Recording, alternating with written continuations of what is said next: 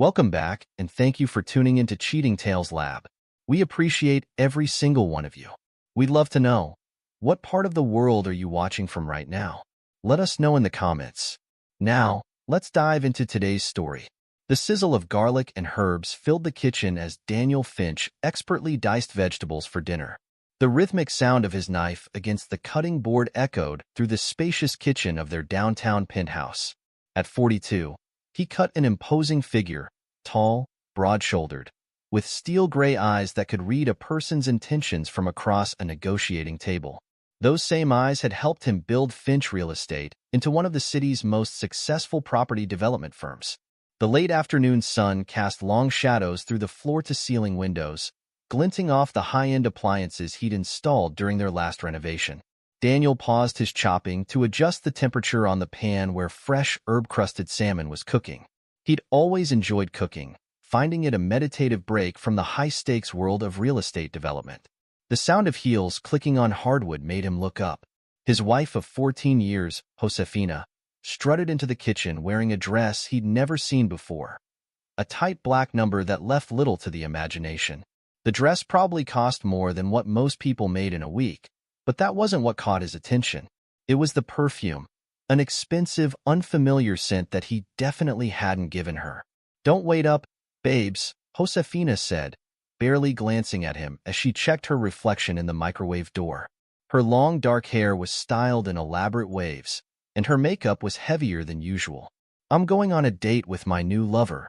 Daniel's hand tightened on the knife handle, but his movements remained controlled as he set it down beside the cutting board. In 14 years of marriage, through building his empire from the ground up and supporting her numerous failed ventures, the boutique that hemorrhaged money, the jewelry line that never launched, the lifestyle blog that attracted zero followers, he'd never imagined she'd have the audacity to be this brazenly disrespectful.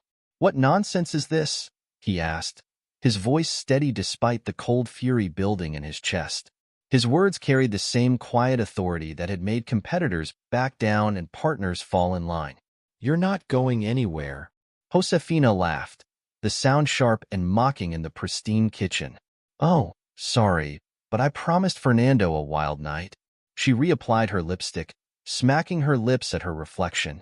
"He's been so patient, waiting for me to tell you about us." Daniel observed her with the same calculating gaze he used when assessing a property's potential. He saw past the expensive dress and carefully applied makeup to the rot beneath, the entitlement, the ingratitude, the complete lack of loyalty or basic human decency. "Walk out that door," he said, his tone measured but glacial, "and our 14 years of marriage is over." His eyes, hard as steel, met hers in the microwave's reflection. "I mean it, Josefina." She turned to face him, her expression contemptuous. "Don't be dramatic, Daniel. We both know you're too weak to leave." Her lips curved in a cruel smile. "Who else would put up with you? Your boring business talks, your constant need for control, your pathetic attempts at being the perfect husband." She grabbed her designer purse, a 5-figure anniversary gift from him, and slung it over her shoulder. "Fernando knows how to treat a real woman." Maria, their housekeeper of 10 years, paused in the doorway, her eyes wide as she witnessed the scene unfolding. She'd always been fond of Mr. Finch, who treated her with respect and genuine kindness. Mrs. Finch, on the other hand, had been increasingly demanding and rude over the past year. "Maria," Daniel said calmly, not taking his eyes off his wife, "you can take the rest of the day off. With pay." "Si, Senor Finch," Maria replied quietly, shooting a disapproving look at Josefina before hurrying out. Josefina rolled her eyes. "Always the generous boss. Is that supposed to impress me?" She headed for the door, her heels clicking against the floor like bullets. "This is your last chance, Josefina," Daniel called after her, his voice carrying the weight of 14 years of patience finally running out. "Think carefully about what you're throwing away." She turned at the door, her smile venomous. "What am I throwing away? A boring life with a predictable man?" She laughed again, the sound echoing off the high ceilings. "Fernando has everything you don't: excitement, passion, and he's not afraid to take what he wants." He's shown me what I've been missing all these years while playing housewife to a man who thinks cooking dinner makes him husband of the year. The door slammed behind her, her mocking laughter lingering in the air. Daniel stood motionless in the kitchen, his expression unreadable. The salmon continued to sizzle in the pan, filling the air with an aroma that now seemed out of place in the tension-filled room. He pulled out his phone and scrolled to a contact he'd hoped he wouldn't need to use. The line rang twice before a gruff voice answered. Rodney? Execute Plan 0. She finally did it. Understood, Mr. Finch, Rodney replied without hesitation. All the preparations are in place. Should I contact Mr. Church as well? Yes. Tell Jeffrey to file everything first thing in the morning. And Rodney? Make sure Sue sends over all the documentation tonight. Will do, sir. And the offshore accounts? Start the transfers immediately. Leave no trace. Daniel ended the call and turned back to the stove. He removed the perfectly cooked salmon from the heat and began plating it with the precision of a man who hadn't just initiated the systematic dismantling of his marriage. The vegetables, still only half chopped on the cutting board, would go to waste, but that hardly mattered now. As he sat down to eat his solitary meal, his phone buzzed with incoming messages from his team. Sue Wilkins, the private investigator he'd hired 3 months ago, was sending over the final batch of surveillance photos. Jeffrey Church, his attorney, confirmed receipt of all the necessary documentation. Rodney's team had already begun executing the carefully orchestrated financial maneuvers that would protect his assets. In his office down the hall, a security camera recorded multiple angles of the kitchen scene that had just played out. Daniel had installed the system shortly after noticing the first signs of Josephina's changing behavior. The footage would prove useful later, but for now, he focused on his meal, cutting into the salmon with the same precision he'd soon apply to severing all ties with the woman who'd so grievously underestimated him. Across town, in an upscale restaurant, Josefina sat across from Fernando Lehman, giggling as he poured her another glass of champagne. Fernando, with his carefully styled hair and expensive watch, looked every bit the successful businessman he pretended to be. What Josefina didn't know was that his real estate firm was hemorrhaging money, and he'd been eyeing Daniel's empire with growing desperation. Did you see his face? Josefina laughed, taking a sip of champagne. He actually thought he could order me to stay home, as if I'm one of his employees. Fernando reached across the table to take her hand, his smile predatory. Poor Daniel, always thinking he's in control. Wait until he discovers how long we've been planning this. He won't know what hit him, Josefina agreed, her eyes glinting with malice. Once we're done, he'll have nothing left. Not his money, not his company, not even his precious reputation. Neither of them noticed the discreet woman sitting at the bar, apparently absorbed in her phone. Sue Wilkins had been tailing them for months, recording every meeting, every conversation, every damning statement. She snapped another photo of the couple and sent it to Daniel, along with a brief message. Target meeting confirmed. Audio recording in progress. Back at the penthouse, Daniel had finished his dinner and moved to his home office. The wall of monitors displayed various feeds: security camera footage, financial transactions in progress, email correspondences between his team members. He sat in his leather chair, watching as his carefully laid plans began to unfold. A knock at the door interrupted his thoughts. Come in, Maria. The housekeeper entered, still in her coat. Senor Finch, I know you said to go home, but I wanted to make sure you were okay. Daniel's expression softened slightly. I appreciate your concern, Maria, but I'm fine. Better than fine, actually. Maria nodded, understanding in her eyes. She'd watched Mrs. Finch's behavior deteriorate over the past year. The late nights, the secretive phone calls, the increasingly extravagant purchases. She doesn't deserve you, senor. Never did. Thank you, Maria. There will be some changes coming soon. I'd like you to take the next week off, with pay of course. When you return, things will be different.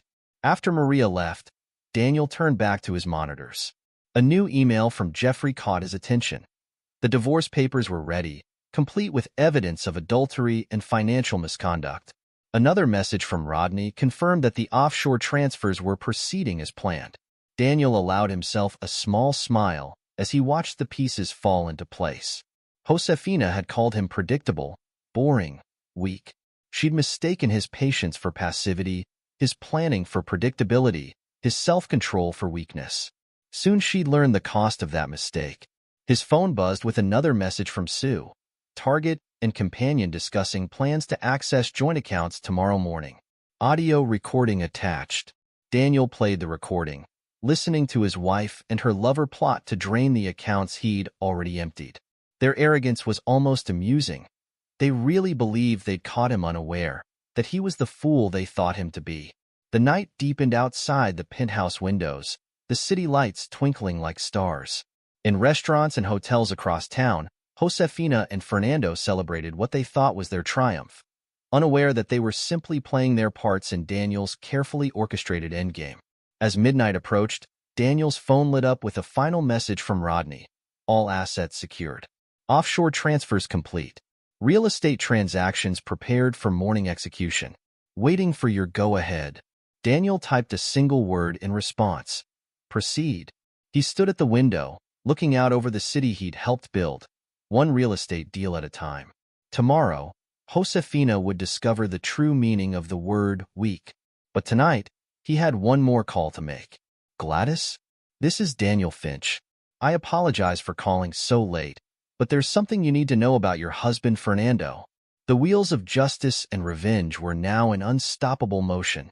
Daniel Finch, the man Josefina had dismissed as predictable and weak, had orchestrated a response that would leave both her and her lover with nothing but the bitter taste of their own betrayal.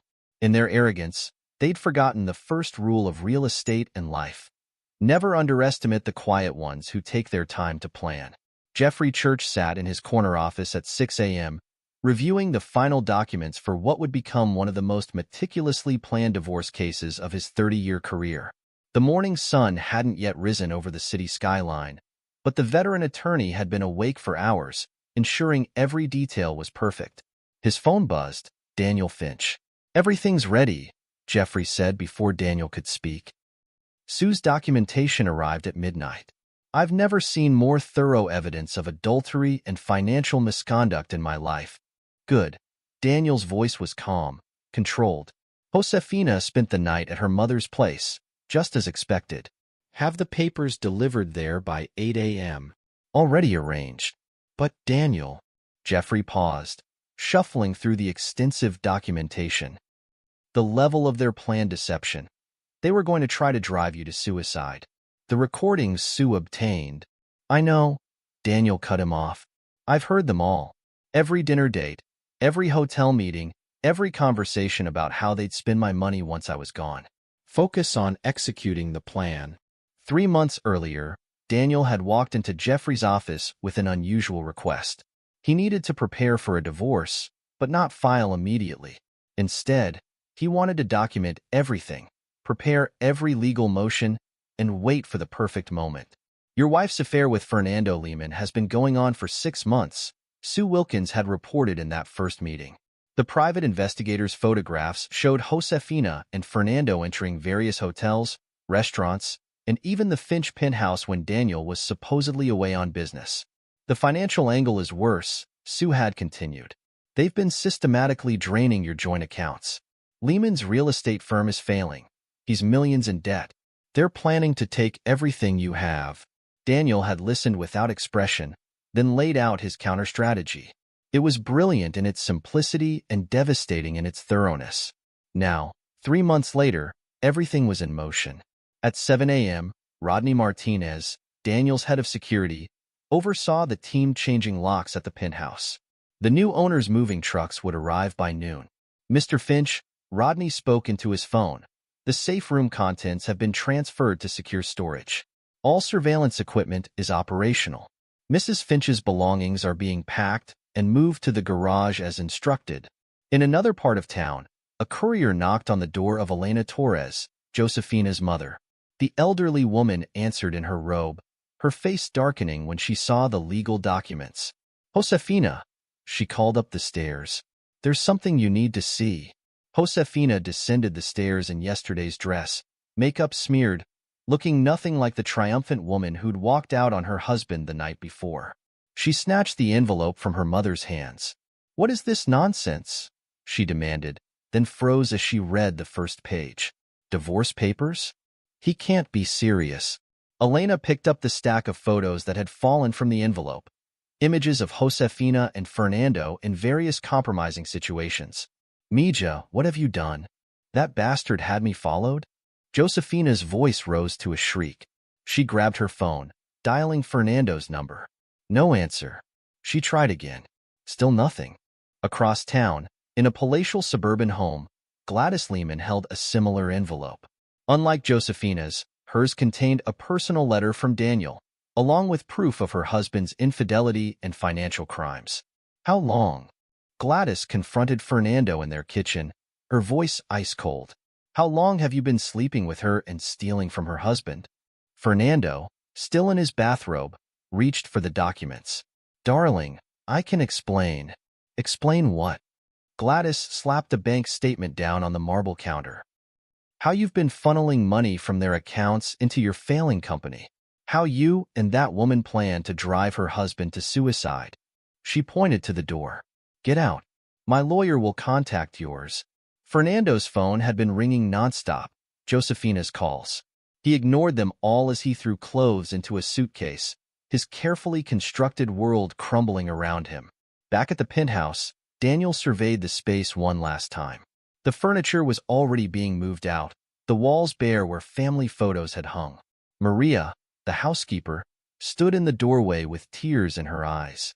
"Senor Finch," she said softly, "Mrs. Finch is calling the house phone." Over and over. "Let it ring," Daniel replied, signing the final transfer documents for the penthouse sale. "She'll figure it out soon enough." At 10 a.m., Josefina arrived at their private bank, dressed in fresh clothes and wearing her most entitled expression. "I need to make a withdrawal," she announced to the manager, sliding her card across the desk. The manager's face remained professionally neutral as he checked the account. "I'm sorry, Mrs. Finch, but these accounts have been frozen pending investigation of suspicious activities. Your credit cards have also been suspended." "What?" Josefina's voice echoed through the marble lobby. "That's impossible. Do you know who I am?" "Yes, ma'am. We also know about the unauthorized transfers you've been making to Mr. Fernando Lehman's accounts over the past 6 months. Our fraud department has extensive documentation." Josefina's face went from red to white. She grabbed her phone again, trying Fernando's number. Straight to voicemail. Meanwhile, in his temporary office at the city's most exclusive hotel, Daniel met with his executive team. The sale of Finch Real Estate to an international holding company was proceeding smoothly. None of his employees would lose their jobs. He'd made sure of that in the contract. The offshore accounts are secure, his financial advisor confirmed. All assets have been legally protected. Mrs. Finch won't be able to touch any of it. "And the evidence?" Daniel asked. Sue Wilkins laid a USB drive on the desk. "Everything's here. Security footage from your home, showing them there during your business trips. Audio recordings of them planning to drive you to suicide. Bank records of her theft. Photos of their meetings. Plus," she smiled grimly, "their conversations about how they'd spend your money once you were gone." Daniel nodded. "Send copies to all relevant parties, my lawyer, her lawyer, Fernando's wife, the fraud investigators. Let them see exactly who they're dealing with." By noon, Josefina had returned to the penthouse, only to find moving trucks in the driveway and strangers carrying furniture inside. "What are you doing?" she demanded. "This is my home." A man in an expensive suit approached her, holding out documents. "Actually, Mrs. Finch, this property was sold this morning. Legal transfer of ownership is already complete. Your belongings have been packed and placed in the garage, as specified in the sale agreement." Josefina stared at the papers, her hands shaking. "This isn't possible. He can't do this." "He already has," the new owner replied calmly. "I suggest you remove your belongings from the garage before 5 p.m., or they'll be considered abandoned property." In the garage, Josefina found her designer clothes, shoes, and jewelry packed in label boxes. Her hands trembled as she called her mother. "Mommy, I need help moving my things. Daniel sold the house. He's frozen the accounts. She choked back a sob. He's destroyed everything. No, Mija. Elena's voice was hard. You destroyed everything. Those recordings they sent me. Planning to drive him to suicide? Taking his money? I raised you better than this. But, Mommy. No. You made your choice last night. Now you live with it. The call ended. Josefina sank to her knees among the boxes of her designer life, her phone buzzing with notifications. Her credit cards were declined. The joint accounts emptied. Her access to Daniel's business accounts terminated. She tried Fernando's number again. This time, he answered. Stop calling me, he snapped.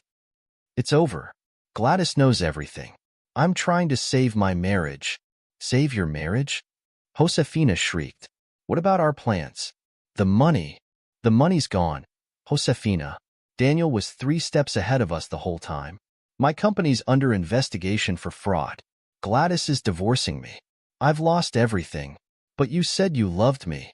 Fernando's laugh was bitter. Love? We were using each other, and you know it. I wanted his money. You wanted excitement. Well, congratulations. You got your excitement. Hope it was worth it. The line went dead. By sunset, Josefina had managed to move her belongings into a storage unit, paying for it with her mother's credit card. She checked into a modest hotel, all she could afford now, and finally opened the full divorce filing. The evidence was overwhelming. Photos, videos, audio recordings, bank statements. Every meeting with Fernando documented. Every cruel comment about Daniel captured. Every stolen dollar traced. Her phone buzzed with a message from her best friend. I heard the recordings. How could you plan to drive him to suicide? Don't contact me again. Similar messages followed from other friends, each having received evidence of her betrayal. Her carefully curated social circle was evaporating as quickly as her access to Daniel's wealth. In his hotel suite, Daniel reviewed the day's events with his team. Everything had proceeded exactly as planned. The house was sold. The accounts secured. The evidence distributed. His business transferred. Phase 1 of his disappearance was complete. Sir, Rodney reported, Mrs. Finch is at the Grand Hotel. Mr. Lehman is at his club. His wife changed the locks. All their movements are being monitored. Good, Daniel replied. Maintain surveillance but keep your distance. Let them experience the consequences of their choices. Jeffrey Church arrived with updated legal documents. The judge was appropriately appalled by the evidence. Given the documented adultery and financial misconduct, Josefina won't be entitled to anything. Her lawyer already called to discuss settlement. No settlement. Daniel's voice was firm. She gets nothing except what's in those boxes. Let her live with the consequences of her choices. Sue Wilkins added her report.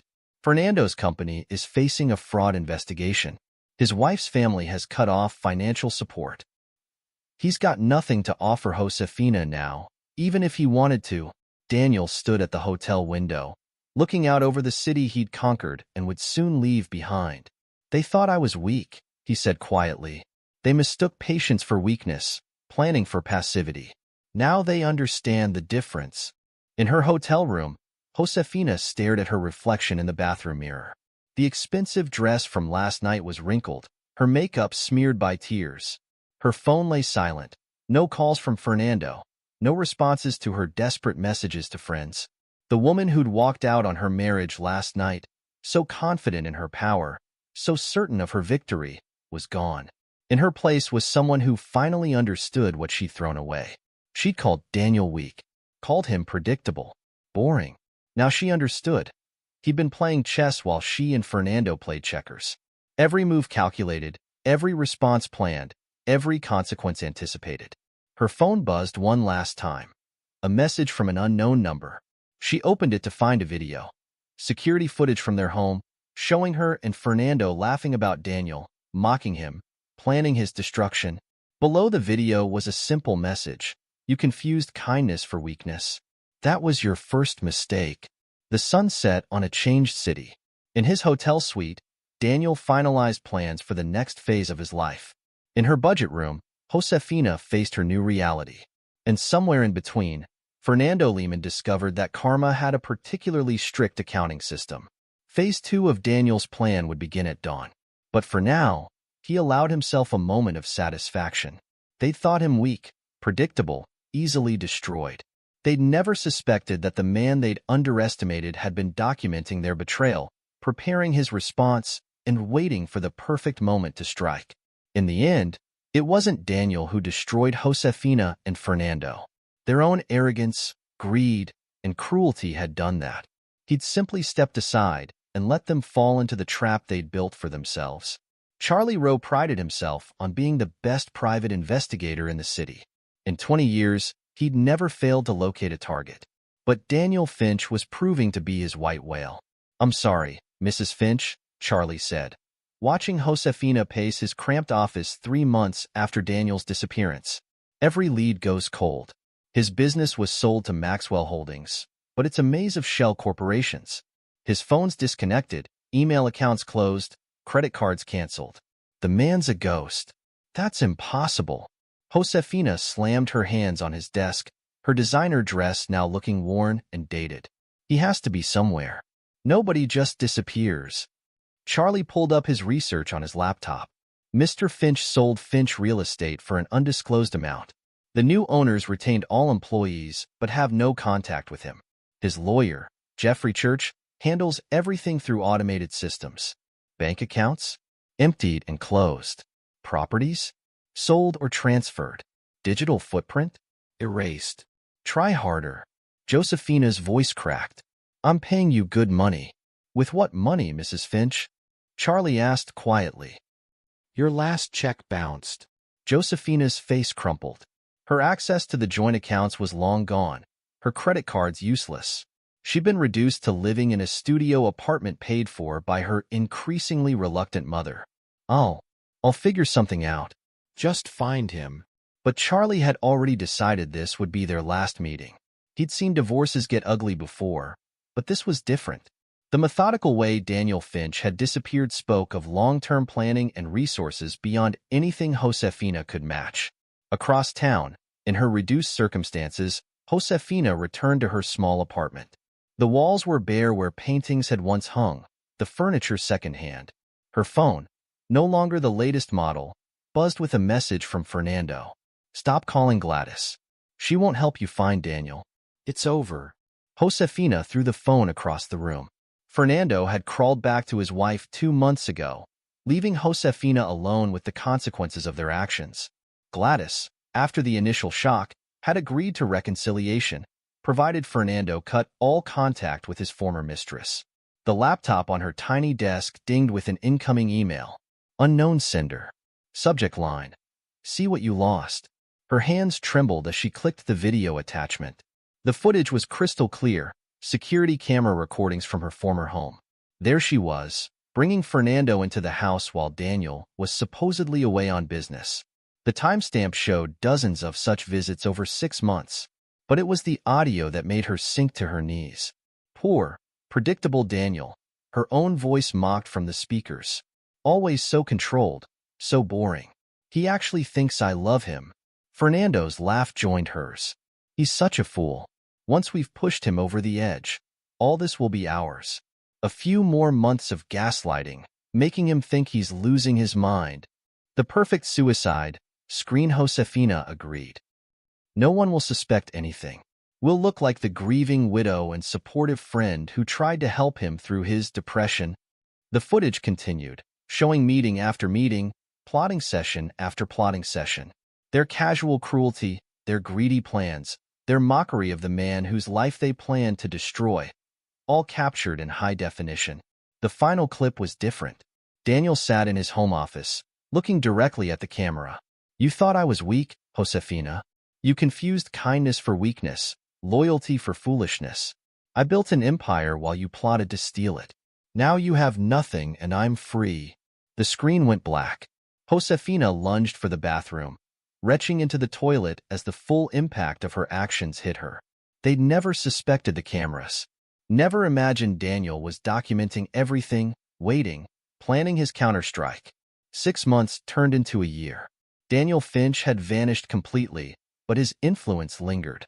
The divorce was finalized in absentia, with the judge citing overwhelming evidence of adultery and financial misconduct. Josefina's attempts to claim alimony were laughed out of court. On a private island thousands of miles away, Daniel stood on the deck of his villa, watching the sunset paint the ocean in shades of gold.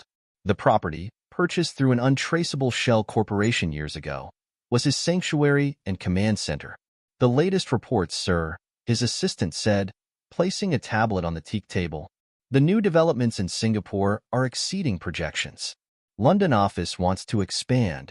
Daniel nodded, scanning the figures. His new ventures, run through a network of offshore companies, were thriving. The skills that had built his first empire were serving him well in creating his second. And the other matter? The assistant pulled up another screen. "Mrs. Finch lost her apartment last week, currently staying with her mother. Mr. Lehman's attempt to restart his business failed. Seems no one wants to work with him after the fraud investigation. He and Mrs. Lehman have relocated to a smaller house in the suburbs. Their social circle completely collapsed. The video evidence you released showed their true nature.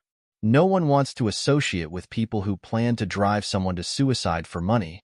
Daniel smiled, sipping his whiskey. He'd learned long ago that the best revenge wasn't just taking away someone's possessions. It was letting the world see who they really were.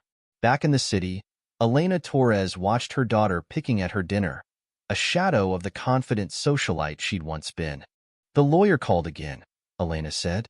"There's no point in continuing the appeals. The evidence is too strong." "It's not fair," Josefina whispered. "He had no right to record us." "No right?" Elena's voice sharpened. "You brought your lover into his home, planned his death, stole his money, and you talk about rights? I didn't mean."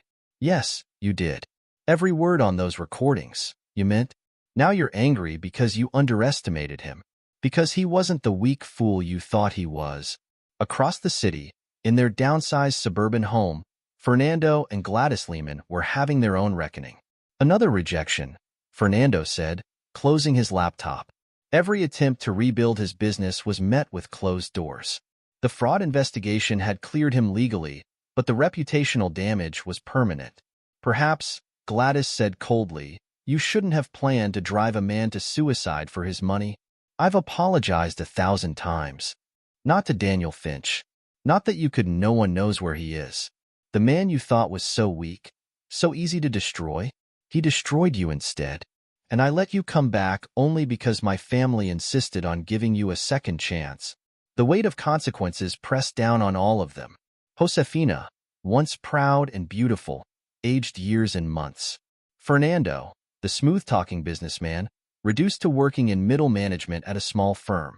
Their grand plans of wealth and excitement replaced by the bitter taste of failure. Daniel's final message played on repeat in Josefina's dreams. "You confused kindness for weakness." She understood now, too late, that what she'd seen as boring predictability had been patient calculation. What she'd mistaken for weakness had been strength-gathering force. A year after his disappearance, Daniel's new empire flourished in the shadows. His private island became a base for operations that spanned continents. The man who'd seemed so predictable, so controlled, had simply been waiting for the right moment to reveal his true power. The sunset painted his villa in shades of gold and crimson. Daniel raised his glass to the horizon, finally allowing himself to laugh. The lesson had been learned. Sometimes the best revenge isn't destroying your enemies. It's stepping back and letting their own actions destroy them while you watch from a safe distance, having taken everything they thought they could steal. In the city he'd left behind, his absence spoke louder than his presence ever had. Josefina wore last year's clothes and lived on her mother's charity. Fernando worked a job he hated, under the constant suspicious eye of a wife who'd never trust him again. Their friends crossed the street to avoid them. Their social invitations dried up, their attempts at redemption met with closed doors. They'd thought Daniel weak, predictable, easily destroyed. They'd never suspected that the man they'd underestimated had been documenting their betrayal, preparing his response, and waiting for the perfect moment to disappear with everything they tried to steal. In the end, Daniel Finch hadn't just escaped their plot. He'd turned it into the instrument of their own destruction. And somewhere on his private island, watching the sun sink into the ocean, he smiled at the perfection of karma served cold. Epilogue. 5 years later, the Sunrise Plaza Hotel's budget dining room wasn't where Josefina Finch, now back to Josefina Torres, had imagined spending her 45th birthday. The free continental breakfast lay untouched before her as she watched guests in business attire hurry past, her once manicured hands now showing signs of regular work. "Your shift starts in 20 minutes, her supervisor called out. "Table 4 needs clearing." Josefina nodded, adjusting her hotel uniform. After cycling through various jobs over the past 5 years, she'd landed here 6 months ago. The irony wasn't lost on her. She now worked in one of the hotels where she'd once met Fernando for their illicit rendezvous. "Torres." A guest snapped his fingers at her. "Coffee refill." She grabbed the pot, forcing a smile. The designer dresses and society galas felt like a distant dream now. The woman who'd once sneered at Daniel's boring life now spent her days clearing tables and changing sheets. Across town, in a modest suburban house, Fernando Lehman stared at his laptop screen. Another rejection email from a potential investor. His third attempt at starting a new business had failed before it began. His name, once respected in real estate circles, was now toxic. "You're going to be late for work," Gladys called from the kitchen. Their reconciliation had come at a steep price: complete financial transparency, a post-nuptial agreement that left him nothing if he strayed again, and a middle management job at her brother's construction supply company. "I'm coming," he replied, closing the laptop. The corner office and luxury car were gone, replaced by a cubicle and a used Honda. His salary barely covered their downsized lifestyle and the ongoing therapy sessions Gladys had mandated. Elena Torres, Josefina's mother, sat in her garden, reading a letter from her other daughter in Miami. Unlike Josefina, Maria had built an honest life, married well, and now ran a successful business with her husband. "Mama," Josefina's voice came from the small guest house where she now lived. "I'm heading to work." Elena sighed, remembering the day 5 years ago when Daniel's evidence had exposed her daughter's true nature.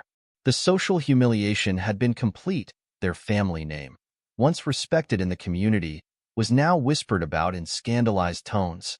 In her tiny apartment above a laundromat, Sue Wilkins, the private investigator who documented Josefina's affair, was reviewing case files when a news alert caught her eye. Finch International Holdings, one of Daniel's shadow companies, had just completed another major acquisition. She smiled, remembering the meticulous man who'd hired her 6 years ago. His disappearance had become something of an urban legend in their circles.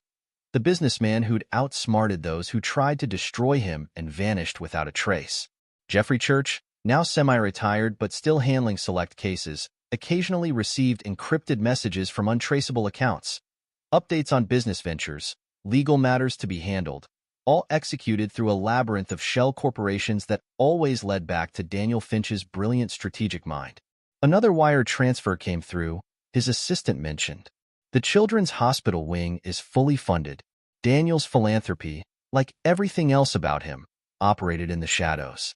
The hospital wing would bear another name, the source of its funding hidden behind layers of corporate entities. Maria, the former housekeeper, had received a generous severance package and glowing references when Daniel disappeared. She now ran her own successful cleaning service, her first contracts mysteriously arranged through connections she'd never made. "Did you hear about Mrs. Finch?" one of her employees asked during lunch. "She's working at the Sunrise Plaza now." "Cleaning rooms."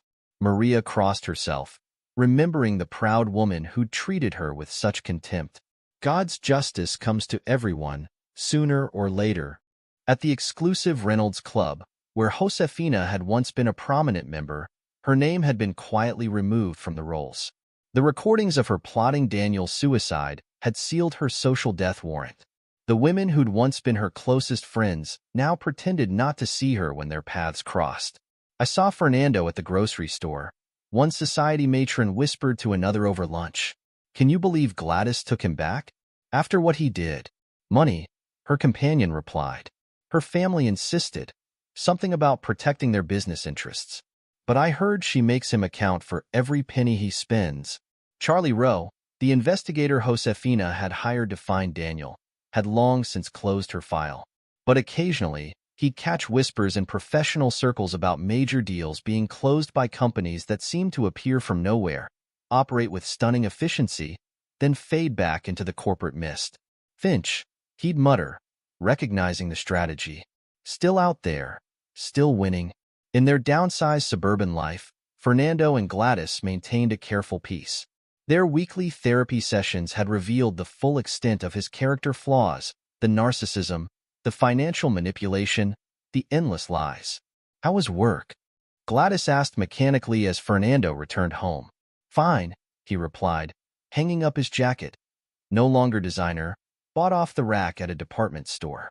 Their conversations were polite, sanitized, devoid of the passion he'd claimed to find with Josefina. His office cubicle held a single photo, him and Gladys in happier times. His phone contained a blocked number list full of Josefina's desperate attempts to contact him over the years. The last time he'd seen her, through the window of the Sunrise Plaza as he passed by, she'd been cleaning the lobby windows. The divorce settlement had left her with nothing, her attempts at appeals dismissed by increasingly irritated judges. The evidence Daniel had gathered was ironclad: the theft, the affair, the calculated plot to drive him to suicide. On his private island, Daniel Finch stood on the deck of his expanded villa, reviewing reports from his global business empire. At 50, he'd grown more distinguished, success and freedom adding an aura of quiet power to his bearing. Sir, his assistant appeared with a tablet. The latest intelligence report on the targets.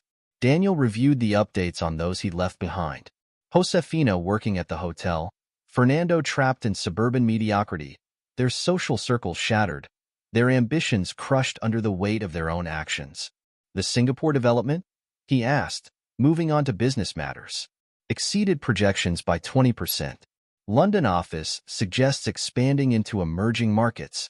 He nodded, making decisions worth millions with the same calm precision he'd once used to cook dinner in that kitchen where Josefina had announced her betrayal. The man she called boring now controlled a business empire that spanned continents.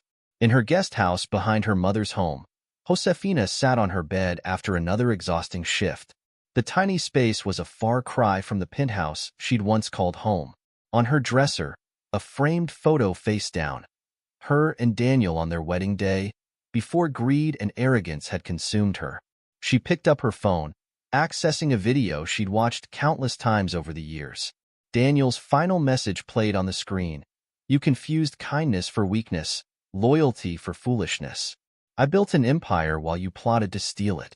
Now you have nothing and I'm free. The words hit harder now, after 5 years of consequences. The designer dress she'd worn that night hung in her closet, a reminder of her hubris. She'd kept it, though she'd never wear it again. It was all she had left of her former life. Elena watched from her kitchen window as her daughter left for another early morning shift. The proud, entitled woman who'd plotted a man's death for his money now took buses to work, packed lunch in plastic containers, lived on tips and minimum wage. Perhaps, Elena murmured, this is what you needed to learn humility. In his corporate office, Fernando's brother-in-law watched him through the glass walls of his cubicle.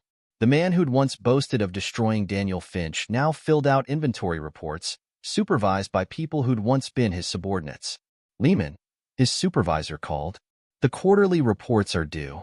Fernando bent over his work, avoiding the knowing looks from colleagues who'd heard the stories, read the news, seen the evidence of his cruel plotting exposed. On his island, Daniel raised a glass to the sunset. His network of businesses grew stronger each year, his influence expanding quietly but inexorably. The man they'd underestimated had not only survived their plot, but had emerged stronger, wiser, free of the constraints of his old life. Sir, his assistant appeared. Mrs. Torres attempted to access one of your old email accounts again. Daniel smiled slightly. Let her. There's nothing to find. He turned back to the sunset. Some people never learn. They mistake kindness for weakness, patience for passivity. Their own nature becomes their punishment. The lesson he'd learned proved true again and again.